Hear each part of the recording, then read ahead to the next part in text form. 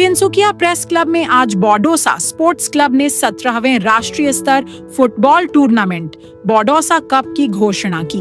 यह टूर्नामेंट 21 नवंबर से जिले के 4 प्रमुख खेल मैदानों में खेला जाएगा और देश भर से 13 टीमें हिस्सा लेंगी, जिनमें मणिपुर की ट्राउ एफसी, कोलकाता की डायमंड हार्बर, मिजोरम की 3 ब्रदर्स एफसी, सिक्किम की river the sporting club, Arunachal की अरुणाचल 11 और असम की Kaziranga green, Assam police FC, oil India FC, Pao club यूथियास SC, Kakopathar football coaching centre, Barekuri FC और मेहमरा नवज्योति संघ शामिल हैं। पहला मैच 21 नवंबर को सोनजान खेल मैदान डीरक में पाओ क्लब और यूथियास एससी के बीच खेला जाएगा।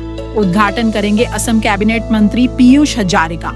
आगे के मैच 24 नवंबर दुमदुमा, 27 नवंबर काकोपथार, 29 नवंबर जुबिली फील्ड और फाइनल 4 दिसंबर जुबिली फील्ड दिग्बोई में होगा।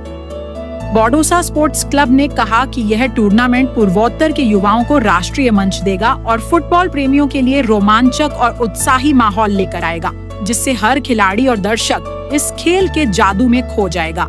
तिनसुकिया से अर्जुन मिश्रा की रिपोर्ट। 17 সংখ্যক बोडोसा কাপ ফুটবল প্ৰতিযোগিতাখন এই বছৰ 21 নৱেম্বৰ 2025 তাৰিখৰ পৰা 4 ডিচেম্বৰ 2025 তাৰিখলৈকে অসমৰ 4টা স্থানত অনুষ্ঠিত হ'ব। অসম অৰুণাচল সীমান্তৱৰ্তী দিৰাক অঞ্চলৰ সঞ্জান ৰাজহুৱা খেলপথাৰ, কাকপথাৰ ৰাজহুৱা খেলপথাৰ, ডুমডুমা নগৰ খেলপথাৰ আৰু দিগবৈ জুবিলি খেলপথাৰত এই প্ৰতিযোগিতাখন অনুষ্ঠিত হ'ব।